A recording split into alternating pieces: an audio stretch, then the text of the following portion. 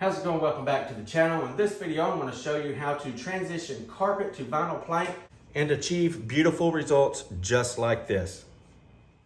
So the first thing we need to do, obviously, is go ahead and fold this back and get our tack strip cut out to the length that we need. We are working Z-bar to the vinyl plank here, and for that reason being, if you take your tack strip and just put it there and tuck to it like you do hardwood or something like that, this is a floating floor and it will raise up and go underneath of the vinyl plank a little bit. Then your floor is going to be bouncing. Your vinyl plank floor will actually be bouncing like that, and it will eventually end up all the way up on top of your carpet, whatever tucks under it there. And plus, if it don't, and you take and latex your seam, your goalie here, as you tuck it to it, like you should do if you're tucking to a solid surface, it's actually going to stop your vinyl plank from expansion. Using Z-bar to vinyl plank keeps your expansion joint, and it gives it a nice professional look without the use of plastic transition pieces. So that's why I choose to do it like this. 99% of my jobs, I will always use a Z-bar rather than a plastic in profile piece or something like that. I just like the look of no transition better. So that's what I want to show right here. If you'll look directly here, we got just a hair. I mean, just a hair. When I beat that Z-bar down, it's going to be just on top of the vinyl plank, okay? That's what we want. Because that's going to be just right there. Our carpet will actually come about this far over on it, okay? But because it's that, we still have plenty of room for expansion from our vinyl plank to our Z-bar stop point. So plenty of expansion, not going to be an issue there. A lot of the times, just like here, the nails in the tack strip are back to this side of your tack strip a little bit. So what I will do, I will actually take some nails of my own and I will place them up here in the front part of that. That way these nails actually go through the Z-bar as it nails down, and plus when you're pulling, we need the strength on the front of it here versus back here, okay? It's just gonna add a lot more strength. Now we got that took care of, I'm gonna go ahead and trim my pad back so I can get it exactly where I want it. Tack strip in doorways is not a good idea. Technically, CRI, you're not supposed to do it, but a lot of times you just can't get around it when you're working hardwood, working too hardwood, or for instance, just like this, most of the time you have to have tack strip in the doorway. It's okay to do it if you take precautions that the tacks do not harm your clients or poke through the carpet, snag some little kid or anything like that. So this is just a traditional felt that you can get in your arts and craft section, or order it off of Amazon is what I've started doing now. And I'm just going to take a piece and cut a piece just about as wide as my tack strip right there, and you'll see exactly what I'm going to do. I'm just going to place it right over the tacks, and the thickness of my felt right here, however thick my felt is, it's going to shorten my tacks up that much. That way the client's not stepping on them barefooted and getting their feet poked up, okay? So I will take and place my felt right over my tacks. This also serves as another good purpose other than just preventing from getting poked from the tacks. Your tack strip is a little bit thinner than most of your pads. Most of it is a 7/16 or a 1/2 inch pad that you're working with. Your tack strip is only a 1/4 inch. So you add the thickness of the felt in there, that also stops profiling, especially if you're working on a dense or a low nap carpet, especially you need this in that application. So profiling and also prevents the tacks from poking through, okay? When I first started doing that, I would have issues with my felt moving around on me. I do this now to prevent my felt from moving anywhere on me while I'm installing to my Z-bar or doorways.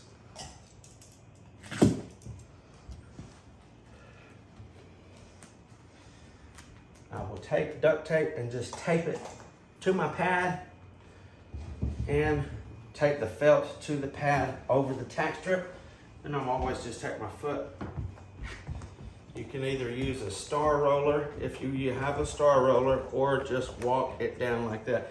Technically, you don't even have to walk it down like that. I'm a visual guy. I just like to see the tacks poking through it, just for my own self-satisfaction, I guess. But I like to see the tacks poking through the actual tape like that.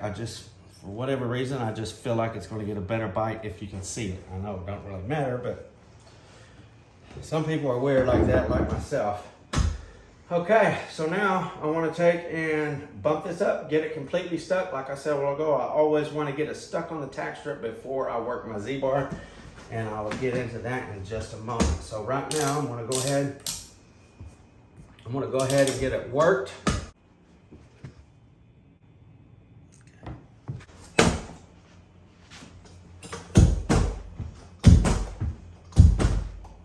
You don't have to get too carried away, because like I said, most of the time you're going to stretch away from your doorways anyway. I just like to get it nice and stuck on the strip. Now I can trim it back and do the magic.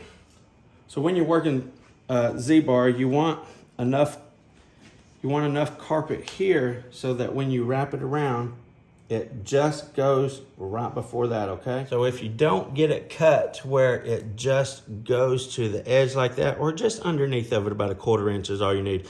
If you get too much, you're not gonna be able to tuck it all the way back, and that's gonna leave you a void right here. If you leave this like this, and it's not securely all the way back against the Z-bar like that, what happens is whenever you tap your Z-bar down, and you have a void like that, if you tap it down here, this point out here is still gonna be all fluffy looking. You need to make sure that your carpet backing is actually touching the Z-bar like that whenever you do your install. So what I like to do, I'll just take and fold it back with my fingers here, and I can judge the distance from the edge of my Z-bar here up this little wall of carpet, and that lets me know how much I need to cut over, okay? How much ever I cut, that's how much is gonna be tucked under, okay? That's kind of how I judge how long to cut.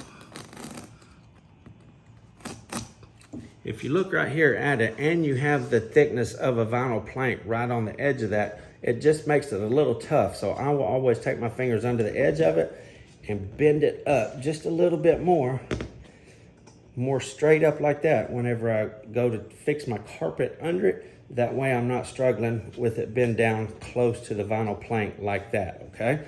So that's what you're gonna see me doing right now.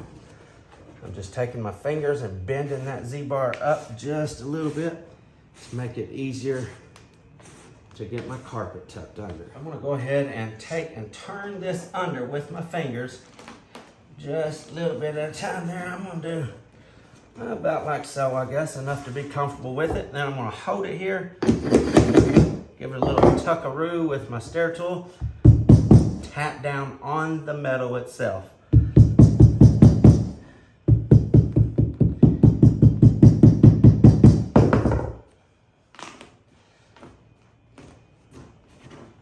Tucking it around under there. Notice my hand here. I am holding my carpet here just so it don't try to back off of it or back out from underneath of it as I tap it down toward my thumb here, okay? And again, I am tapping down on the actual metal here, not back here on the tack strip. I am bending this metal down to the Z-bar just like that.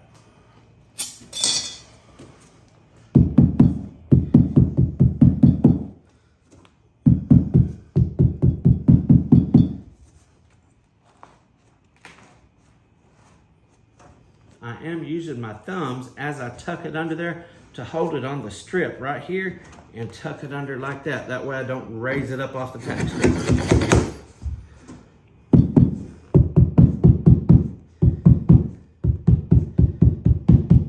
And once you get all that done, take your fingers and push down, put pressure on the edge of the carpet and rub your fingers across it. You can actually feel any spots in the metal in your Z-bar that still needs to be tapped down a little bit.